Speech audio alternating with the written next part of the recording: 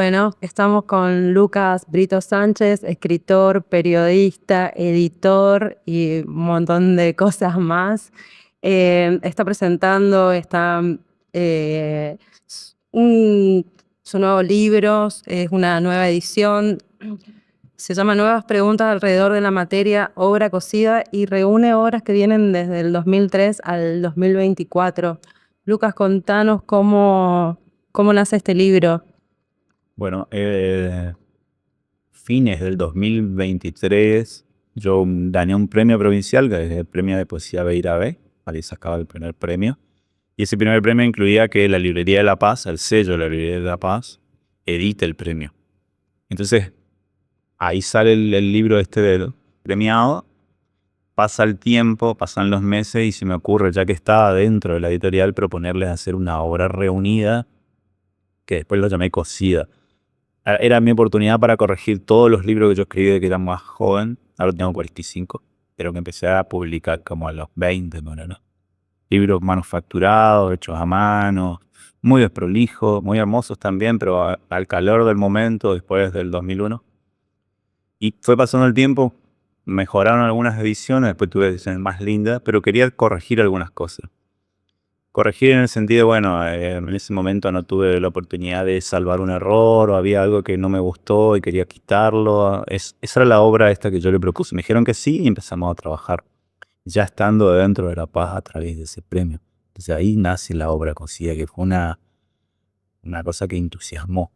Después que sale la obra, fue una primera edición, una segunda corregida, y ahora estamos pensando en una tercera que sería la edición definitiva, que salva errores de las anteriores con un rediseño de tapa. El año pasado empecé a trabajar como editor para La Paz, editor externo. Yo le propuse a Rubén Biseglia que podía llegar a atraer a gente, escritores que no hayan publicado y también algunos que ya tienen obra, que esa es otra colección, son dos. Y yo me encargaba de todo, de la corrección, de la edición. La edición es un campo muy amplio porque no implica solamente corregir ortográfica o textualmente un libro. Implica mirar todo el detalle del material. Hay una relación espacial y táctil con el objeto y hay otra que es intelectual puramente. El editor hace, o la editora trata de abarcar esos dos mundos. Ver la belleza, lo visual, el contenido, pero también ver el detalle, y el detalle es muy importante. Todo ese seguimiento, una larga cadena hasta que llega a la imprenta, porque debe pasar por varios procesos. El ida y vuelta, la devolución del escritor, la escritora si está conforme, si acepta o no las sugerencias, más allá de la corrección de estilo. El diseño, la maquetación es muy importante, no solamente la tapa. La maquetación es todo lo que uno ve, es la tipografía, es cómo se encadena una con otra, un renglón con otro, los espacios en blanco, son varias cosas. Entonces es tedioso, te tiene que gustar. Es un trabajo muy sedentario, pero yo como vengo del periodismo estamos acostumbrados a estar sentados. Al menos los periodistas, yo me considero ya viejo, que éramos de redacciones, estábamos bastante quietos. Y estar quieto es estar leyendo, estar mirando, puedes estar volviendo un rato, pero estás como concentrado, hay un trabajo ahí. Y rescatar eso. Autores noveles, ¿qué hay en Abajo del Sol, en Resistencia, en esa materia?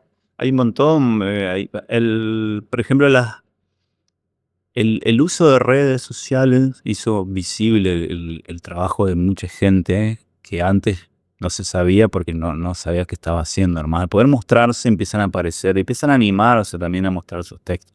Hay muchas poetas, muchos escritores en la ciudad. No es que haya más que antes, pero hay más gente que se anima. También crecieron los espacios culturales. Resistencia siempre fue un circuito enorme de propuestas culturales.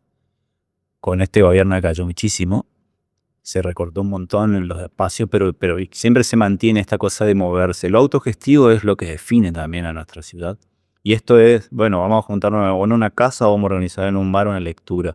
Y en esa lectura empieza a converger un montón de gente hace, no sé, por no exagerar, 5 años hubo una explosión de espacios.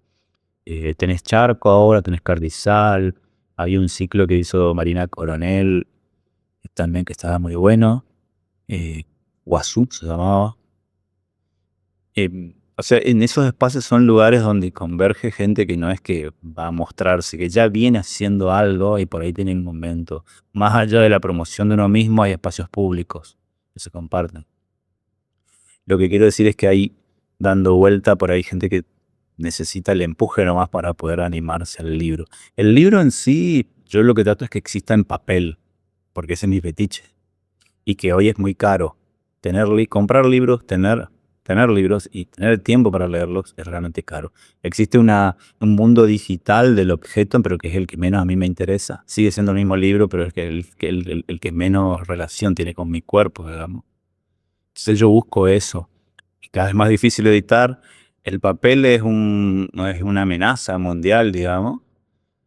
Siempre está a punto de desaparecer, pero cuando se amenaza el papel, lo único que hace es encarecer la materia prima. Te pueden transferir lo que no quieren perder, te lo transfieren a vos, los grandes empresarios que no sabemos ni quiénes son. Nosotros somos los eslabones chiquitos de una larga cadena de despropósitos también. Pero el tema es de editar el libro, para mí, tiene que haber gente que lo apoye, que lo mueva, reconociendo que eso también es un valor y que ya no puede hacerse de onda. Nosotros venimos, digo nosotros porque mis amigas y amigos también vienen de ese circuito donde le pusimos mucho el cuerpo. Lo vamos a seguir haciendo. Lo hicimos muchas cosas sin ganar, sin pensar en el dinero. No me parece mal, yo no sigo pensando en el dinero como lo que está adelante, pero tenemos que sobrevivir y la única forma de sobrevivir es que algo ingrese para que siga circulando, lo mínimo que sea. Y ese reconocimiento a quien escribe, a quien edita, a quien publicita, a quien gestiona, es importante en la cadena. No hay uno más importante que el otro. La cara visible siempre es el escritor o la escritora, el que están en los diarios, pero hay muchos participantes para que un objeto exista. Sea una muestra, sea un libro, sea un recital, o sea, hay mucha gente involucrada. Ese trabajo tiene que ser pago y eso es lo que siempre se lucha. Pero también no puede ser individual, no puede ser uno mismo, entonces es colectivo. Y al ser colectivo se habla de esto y se empiezan a acordar cosas. Lo que yo estoy haciendo es acordar con autores, autoras que me parecen interesantes, los convoco, les explico cómo estoy laburando como editor externo. La Paz lo que pone es toda la materia prima, el diseño, el costo de imprenta, y yo pongo la otra parte. Y vemos cómo podemos negociar eso. Pero de verdad es gente que yo cuando los llamo es porque me interesa. No sé, me tocó editar, el primer título que edité fue Fer Godoy. Fer Godoy es un pibe, en realidad súper copado, que es uno de los fundadores de Charco, uno de los espacios de poesía, junto con Camilo Tevez y Eugenia Landriel, crearon ese espacio. Y Fer es un re poeta. Después vino Marianic, que es un viejo amigo, periodista, y que siempre escribió pero que nunca publicó, y sacó un libro re lindo de fragmentos de viaje, de un viaje que él hizo a Croacia.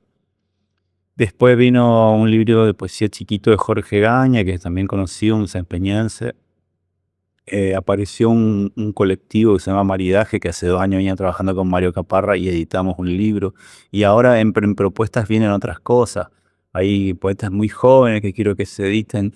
Está el libro el cuarto fue el de Paula Belizán, que es la coordinadora del ciclo Carrizal, también entre otras cosas que hace Paula, que es muy activista. Entonces ahí es como, para el libro cuando está en físico lo único que hace es visible un trabajo de muchos y muy largo, pero deja una huella para que lo veas, justamente, que puede ser borrada, pero lo que te hace recordarte es que hay algo que existe pase a ciertas cadenas, ciertos enlaces, que parecen invisibles, pero son buscados. Eh, Impresionante un montón, Lucas. En todo este proceso que vos me estás hablando, de todo lo que lleva este trabajo de hacer un libro, después, ¿qué pasa con ese libro una vez que está hecho? Es una de las preguntas y después te tiro la... Dale. Esa es una de las preguntas fundamentales. ¿No? Yo digo, como escritoras y escritores locales, yo digo locales todas las provincias, sin ir al centro de Buenos Aires, digamos, donde hay un circuito de publicitario mucho más fuerte. Pero la mayoría, incluso hasta los consagrados, hoy estamos como presionados y obligados a vendernos a nosotros mismos. Y vendernos en un sentido no despótico, sino mostrar lo que hacemos en medio de un mundo muy ruidoso. parece que si yo no muestro la foto de mi libro y si no estoy ahí, nadie se entera. Y la verdad que yo lo comprobé, porque yo vengo escribiendo hace 20 años, yo no esperaba que alguien me descubra, tipo, esto no es el fútbol, no es que alguien te está mirando, claro, y te va a descubrir. Capaz que el mundo editorial fue así en los 70, en los 80, donde todavía había gente que arriesgaba, que se tomaba el trabajo, que estaba, pero ahora las editoriales también están conducidas por la mayoría, algunas todavía las independientes resisten y son grosas y son copadas, pero las grandes cadenas están controladas por empresarios que están viendo, ponen también a gente a monitorear para ver dónde está el negocio, pero no están esperando a ver que aparezca alguien brillante para poder ayudarlo, básicamente, empujarlo. Entonces estamos todos obligados, nadie está esperando que nos vean, somos invisibles, somos pueblerinos, y si estuviéramos en Nueva York también seríamos invisibles, por una idea. No es el lugar geográfico, aunque Latinoamérica tiene mucho más que perder que otros lugares, más empobrecidos, pero estamos obligados a decir lo que hacemos. Estamos presionados. Entonces, cada escritor y cada escritora que es editado en su libro, bajo el sello que sea, tiene que moverlo, tiene que decirle al otro. Y llega un momento que se pone más difícil, porque es capaz que yo hasta te tengo que convencer de que vos que elijas este sobre otro. Y la oferta es grandísima. Llueven novedades. Hay como una estrategia de la mentira también en el mundo editorial, donde todo lo que sale es buenísimo.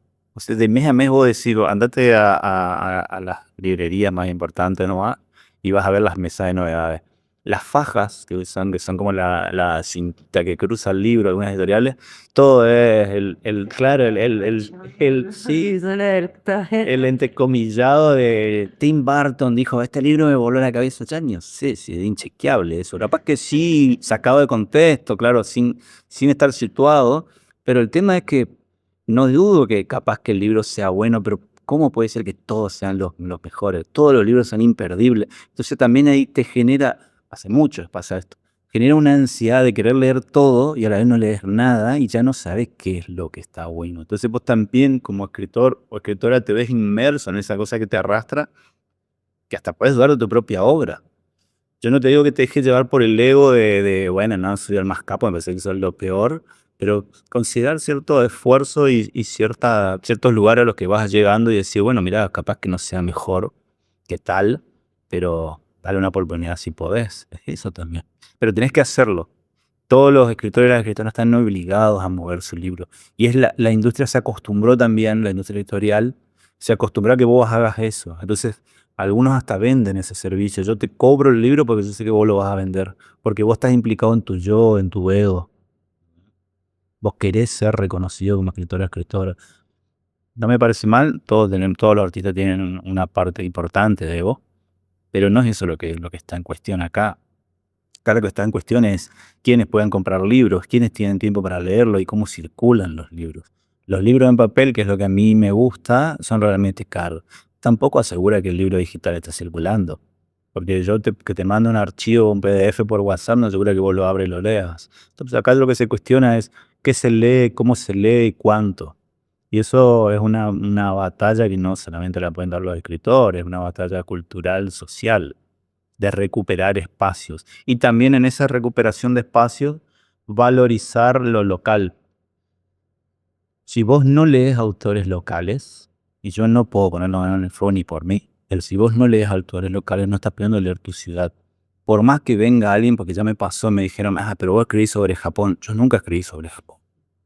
Para mí Japón fue una excusa, pero yo nunca hablé de Japón. Yo no viajé jamás a Japón. Lo más lejos que llegué, cuando tuve suerte, fue a algún lugar de Brasil. Y no voy a ir a Japón. Ir a Japón es carísimo. Pero ese Japón mental a mí me permitió otra cosa.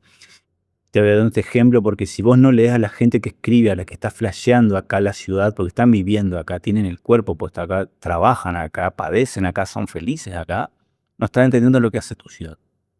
Como si no vieras ninguna escultura y estuvieras flasheado, no sé, con Rodin, ¿entendés? Si ese fuera tu modelo, que está bien. O en pintura no conocés ninguna pintora, ningún pintor chaqueño, y no, el Greco, ¿viste? Todo bien con la cultura universal, pero la cultura local es muy importante, necesita que eso sea un poco mimado, un poco visible también, sin condolencia, sin ser condescendiente, no esta cosa naif de que qué lindo, me encanta, no sirve mucho eso, sirve que alguien se siente y le presta atención. Eh, un montón, Lucas, me encantó lo que dijiste, esto de esta batalla, que es qué se lee, cuánto se lee, a quién se lee, ¿no es cierto? Y bueno, qué se espera del lector o cuáles son las expectativas del lector en el caso de un escritor. ¿Qué esperás vos que se encuentre el lector cuando te lee? Yo no creo que se le pueda decir a nadie como, a menos se le pueda pedir a alguien, yo quiero que leas mi libro de tal forma, porque a mí no me gusta eso, soy como muy reticente a que me impongan lecturas y recorridos. Acepto sugerencias, pero no me gusta eso. Yo lo que espero, y esto ahí vuelve a la idea esta de esta batalla, que es pedagógica, lo que espero es que existan lectoras y lectores inquietos. Y la inquietud no es algo de nacimiento, no es Silipolón, no es que somos seres inquietos. De hecho, estamos tan golpeados que la inquietud parece que es lo último. O para necesitar a alguien que sea inquieto y que investigue la pasión, que investigue su deseo, digamos, y si su deseo está en el arte, mucho mejor en las artes. Necesitas a alguien que entienda que el tiempo en la tierra significa tal cosa, que el valor no necesariamente es el dinero, que no vas a obtener una ganancia de eso, y es hasta por puro placer revolucionario. Digo. Necesitas crear ese tipo de seres que ya existieran en otras eras, recuperar esa pedagogía y ver hacia dónde va. Yo no creo que no haya nadie que lea hoy, por ejemplo, pero es muy difícil la concentración en un mundo que está sobreviviendo. Es como decirte, che, tienen ganas de leer mi libro y te están bombardeando la ciudad al lado. ¿Se entiende? A nosotros no estamos en guerra, pero estamos en una guerra ideológica y política devastadora desde la última dictadura. Que yo era pendejito, que no había ni nacido, estaba mi primer hermano, y tengo toda una generación así, pero que tenemos esa conciencia de clase también, sabemos las consecuencias que tiene eso y todavía nos zafamos. Entonces, si nosotros no podemos zafar de relaciones materiales, ¿cómo podemos hablar de relaciones simbólicas, pasionales? Yo siento que siempre estamos avanzando 2 y retrocediendo 5, entonces es muy difícil. Si esa es la dinámica cuántica, por decirlo, del latinoamericano promedio, de que va a tener un momento de, claro, un momento de felicidad y 5 de sufrimiento, y bueno, capaz que deberíamos, en nuestro cuerpo en el futuro se adapte y sea eso, sea un puro estrés y una expulsión de energía asombrosa y creativa y muera ahí. Quizás seamos eso también, no lo sé. Pero a mí me gustaría también poder pensar de una forma más sistemática el sostener las artes, porque en definitiva es lo único que te permite sentirte diferente. Salir de orientaciones o de especulaciones científicas donde, por ejemplo, nada, somos una basura, somos un virus, yo no creo eso como especie, ¿no? O nada, somos polvo de estrella, no, estamos acá porque hacemos cosas, creamos símbolos. Y yo considero que eso es un valor que se tiene que enseñar. No puedo decir que me lo hayan enseñado a mí, lo descubrí, conocí a otro que lo descubrió y dijimos, está re bueno esto, ¿cómo se sostiene? Y vimos que otras eras tampoco pueden sostenerla, porque los circuitos siempre son destruidos. Se destruyen los cuerpos, se destruyen los circuitos, se borra la memoria. Se quema el libro. Se quema el libro, en el caso más extremo, se desaparece gente, pero después ahora no te desaparezco gente, te las cago de hambre, te las presiono para que estén permanentemente en queja. Y no, lo que menos van a hacer es ir al cine, tomarse una birra que les puede llevar 2 o 3 horas para estar relajado, o comprarse un libro, o ir a una muestra de arte, o ir a un recital de música. Lo que menos van a hacer.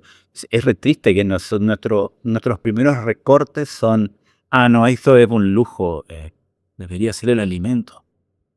¿Se entiende? Claro, pero no solamente vivimos de comer, de tomar agua, sino también vivimos de impresiones. Y vivimos más de lo que parece.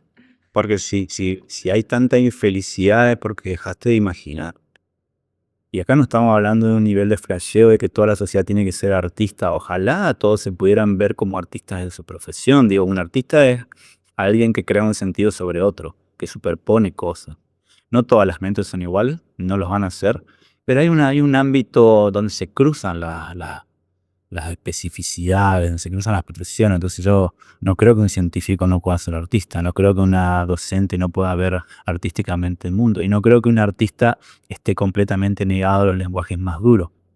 Entonces todas esas cosas están relacionadas y hay que verlas, pero para verlas hay que tener tiempo, y para tener tiempo, de algún modo, hay que bajar la guardia y no estar en lucha permanente. Puede que la lucha nos dé un sentido de vida que nos permita levantarnos, pero llega un momento que el cuerpo empieza a envejecer y voy a decir, ¿cuánto más? ¿Cuánto más esto? Em, entonces, de esto, de este tiempo, más de 20 años de escritura, de poner el cuerpo, de esta lucha ideológica que se sostiene, ¿no? De seguir, digamos, militando la literatura, el libro físico, la creación. em, miraste para atrás, tuviste que releer tus obras, te encontraste con el Lucas de aquella época.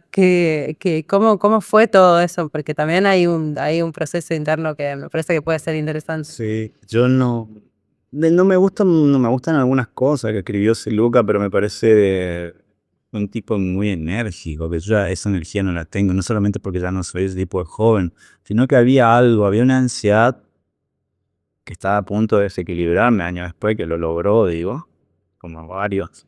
Pero había una ansiedad bien canalizada, una ansiedad que estaba en la creación. Y cuando está puesta esa energía en la creación, el detalle es lo mínimo. Entonces ahí era más importante hacer los libros y decir que ver si el libro era bello, digamos.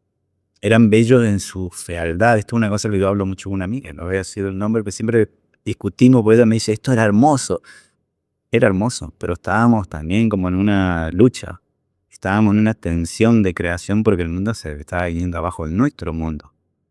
Quizá en Australia chupó un huevo, ni saben que existimos, pero esa época que la vimos así, en peligro, en autocuidado, en hacer. Ese hacer era una energía, yo extraño mucho esa energía, pero porque también me cansé y se cansaron otros, pero ahora estamos como con lo que quedó de nosotros tratando de hacer lo que podemos.